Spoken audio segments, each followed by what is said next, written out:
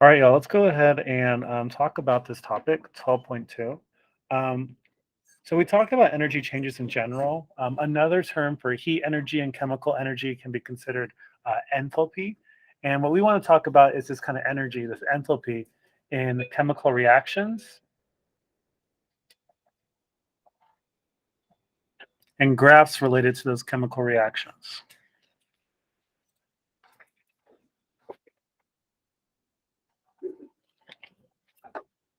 Okay, so what are our learning goals? We should be able to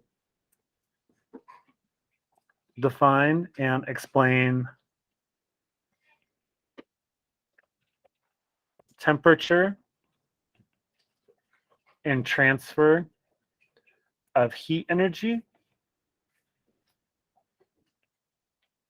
We also want to be able to tell exactly what thermal equilibrium means.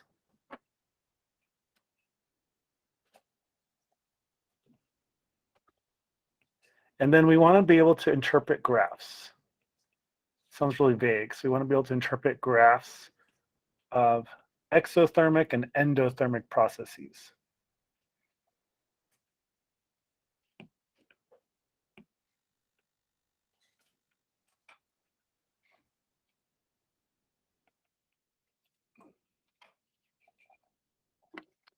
All right, so last class period, please recall that we did learn about exothermic versus endothermic, and we learned about this terminology called system versus surroundings. So whenever we said that something was exothermic, we said that, oh, that means it releases energy into the surroundings. The system, whatever chemicals are going on there, releases energy into the surroundings. It exits. And if something's endothermic, it's like it absorbs energy from the surroundings. It takes energy to happen. So energy kind of enters that system. Okay, so let's talk about temperature really quick.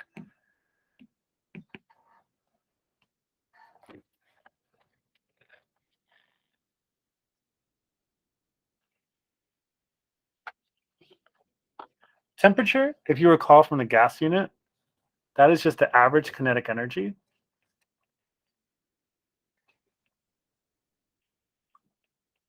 of a group of particles.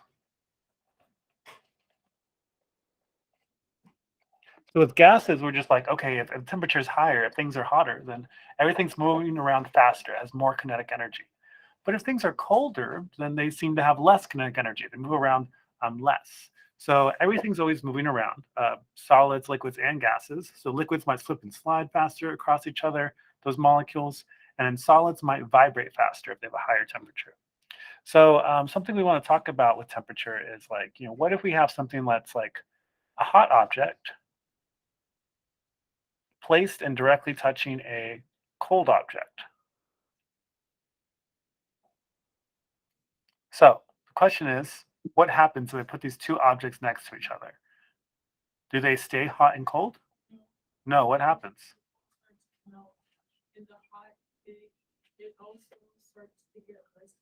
So maybe the hot starts to get less hot and the cold gets less cold. And then maybe after a time, we have like some sort of like medium temperature with another medium temperature.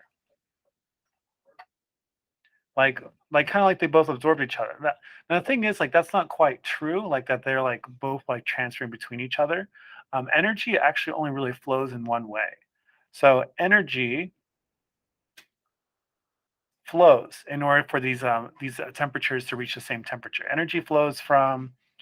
So I want you to guess. Does energy flow from the hot object to the cold object, or from the cold object to the hot object? Probably hot to cold, because y'all are already thinking like, oh, what has the energy? Well, the hot object has energy. So energy flows from the hot object to the cold object. That's how heat always moves. So whenever you're touching a cold object, for instance, like let's say you have an ice cube in your hand, it's not like the ice cube is making you cold. It's that the energy from your hand is going into the ice cube. I mean, sure, in like normal English, the ice cube's cold, is making you cold. But like scientifically speaking, the energy is flowing from you into the ice cube, and you perceive it as, wow, that's cold. All right. So when we reach the same temperature, over time, like the hot object and the cold object, as they're touching each other, if they have some interaction, they will reach the same temperature. And when they reach the same temperature, there's a term for this. Like maybe there's still energy being transferred from one object to another, but it's going to be the same temperature. And this is called thermal equilibrium.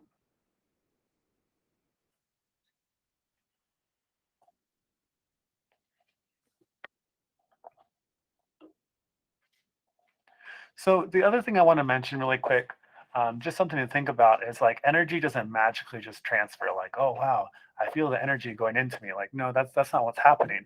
What's happening on the microscopic level is we have all these particles that are constantly moving around. They're constantly vibrating or bouncing off of each other, and the really hot, the high temperature particles are moving really fast. They're thrashing each other really hard, and then the cold particles maybe they're not moving around so fast.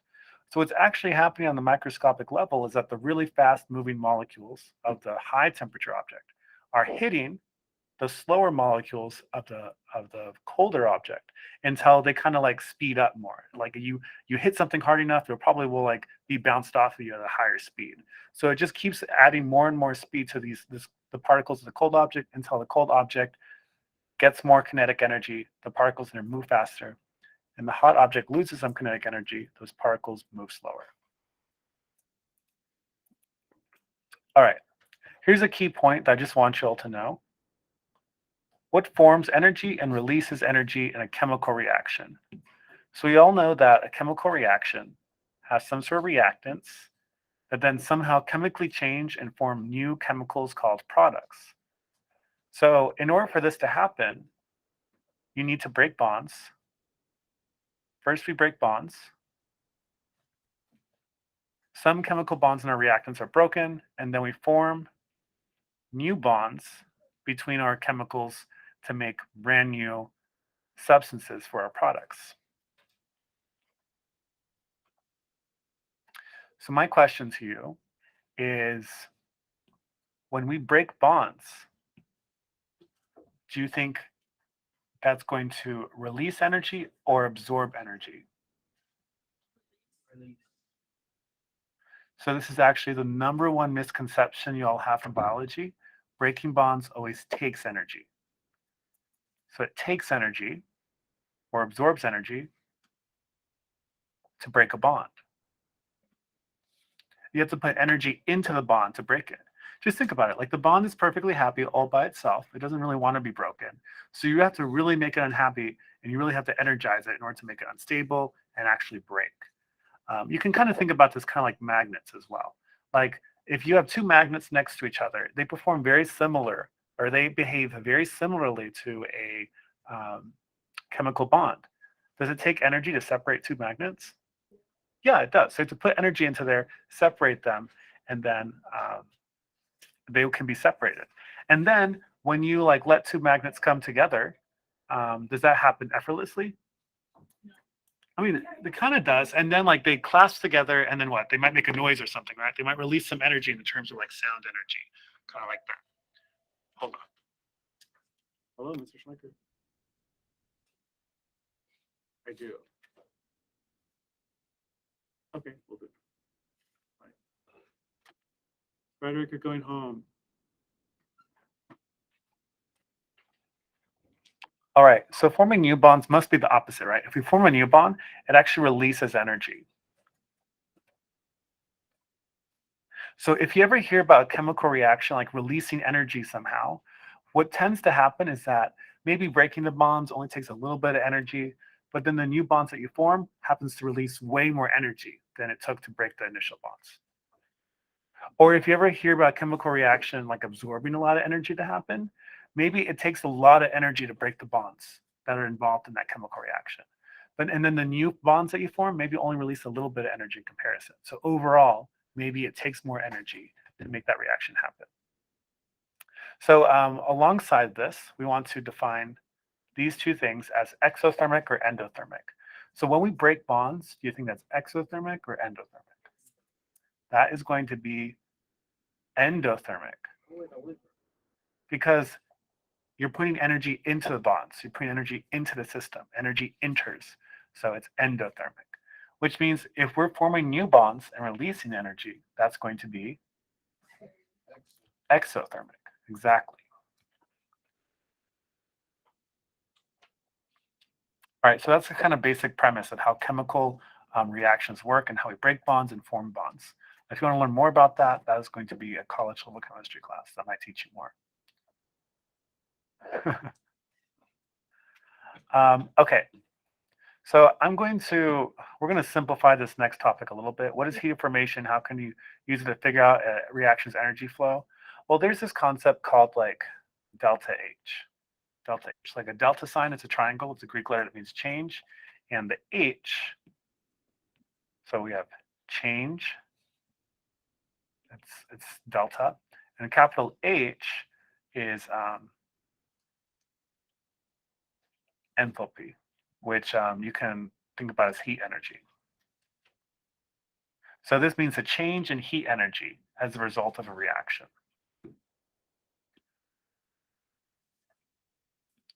So the only thing you really need to know about this right now is that if delta H is negative, that kind of means like the system's losing energy. So we're going to say that's exothermic.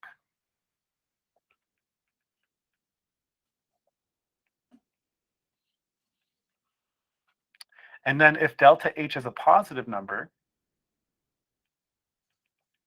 we would say that's because the system gained energy. So energy had to go into it from the surroundings, and that makes it endothermic.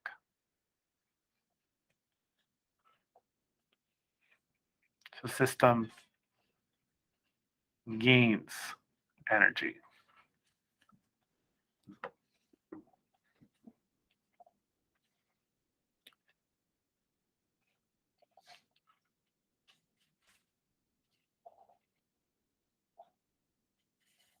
And that's about all you have to know about delta H for now.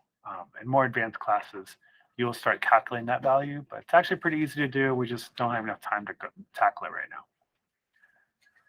All right, so on the next page, let's actually look at some graphs of what this might look like in a chemical reaction. So we have two situations of graphs here. We have reactions that are exothermic and reactions that are endothermic. So let's start drawing these graphs and see what they look like. So one graph on the left, and maybe let's draw another graph on the right. We can fit two in here. Um, for the axes on these graphs, for the y-axis, you can put energy. Oh my goodness. And you can say energy of the system. So the chemicals are actually reacting.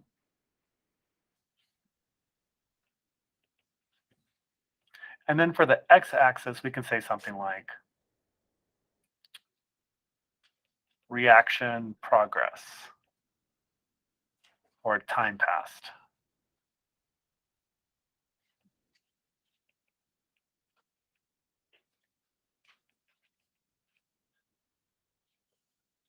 All right, so basically what we're going to look at here is how a reaction might progress over time and what's happening to the energy in the chemicals involved in the reaction. Okay, so I think it's helpful if I discuss a situation as we go through this. So imagine like the chemicals that we're talking about are like a piece of wood. And the piece of wood is going to be set on fire and it's going to burn. And that'll be our chemical reaction. So let's kind of illustrate this in our left graph.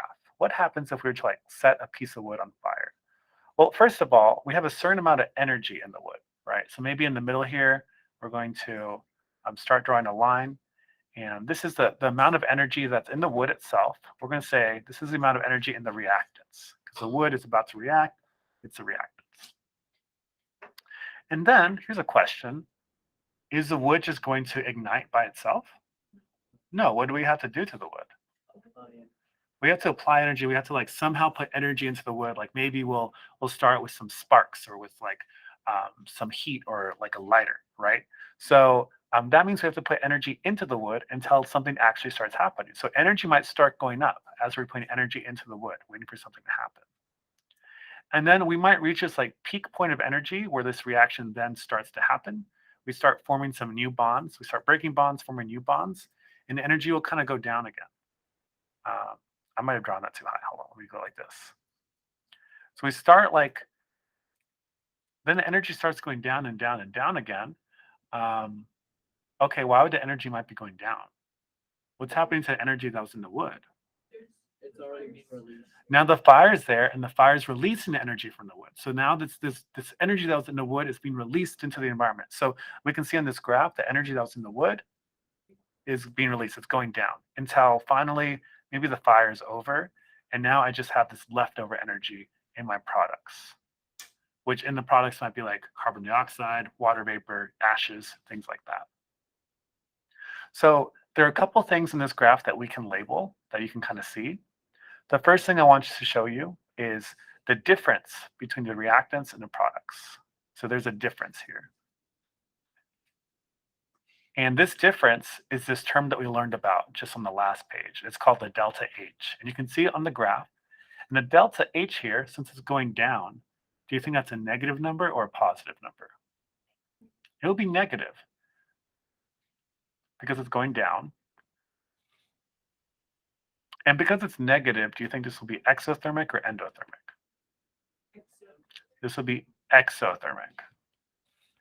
So we're kind of linking all these ideas together. We know fires are exothermic. It's releasing energy into the surroundings. And delta H is negative. You can see it on the graph right here. It goes down. That's why it's negative, because it goes down on the graph. One more thing I want you to see on this graph is the difference between this peak here and the reactants. This peak is where the reaction finally starts working. And this distance here, this is called E sub A. Basically like this E and a little a to label the E. What this is called is activation energy, or the energy required to activate the chemical reaction, to make it to start happening. So, the capital E stands for energy and the little a stands for activation. So it's kind of self-explanatory there. So in this graph, we see that our reactants start off with a bunch of energy. It seems like we put energy into it, a certain amount of activation energy. Then some chemical reactions started, and then like we started releasing energy from the system because maybe it's set on fire, the chemical reactions happening. Then we have less energy in our products, and we see that our delta H, the difference between our reactants and products energy, is negative. Okay, so let's look at this at the other situation where we might have something that's endothermic. So maybe now we can talk about uh, photosynthesis, for instance. So in photosynthesis, we might have some chlorophyll, some leaves or something. And then the chlorophyll or leaves or something, they might start absorbing a lot of sunlight, a lot of sunlight. Oh my gosh, it really takes a lot of light for this to happen. And then the reaction starts happening. Whoops. And when we're done at the end of the day, now the system, the leaves and stuff, they hold a lot more energy than they used to. They produce a lot of glucose, they're storing a lot of chemical energy, and now the energy level might be up here.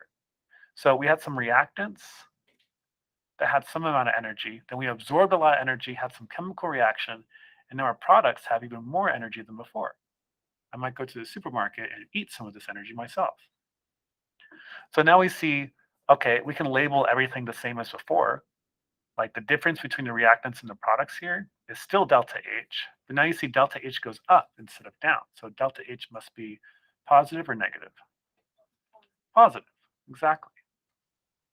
And then it looks like my activation energy is still there as well. It's just like from the very bottom of the reactants to the top of this hump, if you will.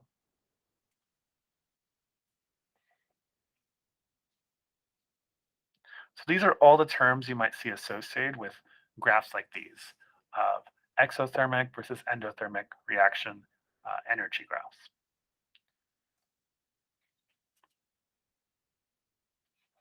Any questions about these graphs?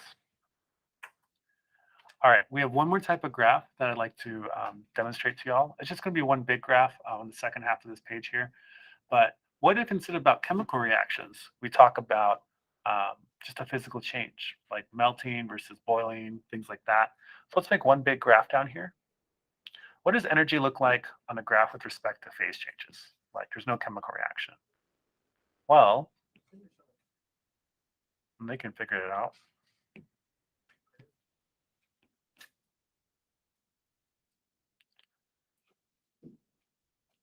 I have this graph here, and let's say the x or the y-axis is going to be temperature,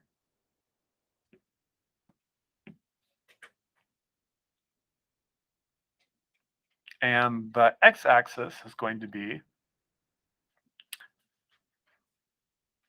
let's say, heat energy. And as we go to the right, we're adding more heat energy. As we go to the left, we're taking away some. And then as we go up, we're increasing the temperature of our substance. So I think it's helpful to like think about a specific substance. Maybe we'll think about like water, for instance. So in this graph, the graph shape almost always looks the same, no matter what substance you're looking at.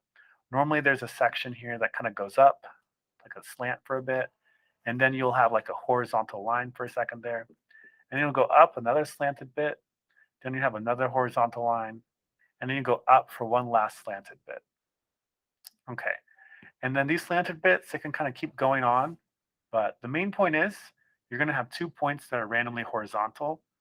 It's like the temperature is not changing at those points for some reason, and then you're going to have like 3 points where like the temperature does change. It kind of goes up and down like a linear slope. Okay, so before we fill out the rest of this graph with labels, let's talk about the pot of boiling water again. Ooh, I put this pot on the stove and I bring it to a boil. It's on the heater, it's heating up. What's going on there? This is heating up and it starts boiling. And when it's boiling, when it reaches boiling temperature, what temperature is that? Maybe just 100 degrees Celsius, we could say. And we continue heating it because we want it to keep boiling, right? We don't want it to stop boiling. Maybe I'm cooking pasta or something. And when I continue to heat it, does the temperature keep increasing? So it goes above boiling point. It just keeps on going up forever. No, until the water boils off. So let me tell you something. The reason why you can't like brown meat or something in water by boiling it is because the water is never going to go above boiling temperature. It comes to a boil and it stays 100 degrees Celsius until it stops boiling. As long as it's boiling, it's going to be 100 degrees Celsius. So on this chart here, these weird sections where the temperature is not changing, let's go ahead and label this right section here. Let's say that as you go to the right, you're boiling some water. So you can keep applying heat energy to water, and it is going to boil, but the temperature is not going to go up until all the water is done boiling. It's stuck at boiling point. I know, wild, right? I don't think y'all have really thought about, does the temperature change or not? You can try this at home. You could boil some water, stick a digital thermometer in there.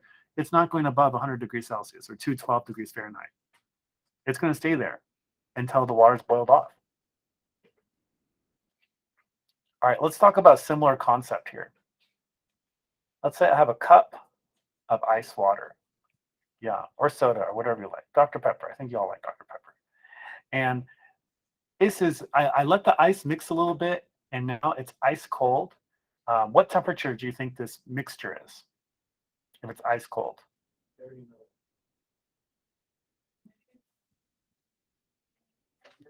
It's probably going to be around 0 degrees Celsius, or you all know, like 32 degrees Fahrenheit, whichever one you prefer.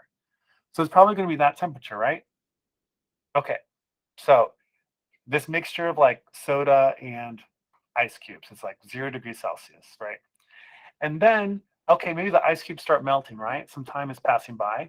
Maybe like a third of the ice cubes melt. Is it now like 30% hotter?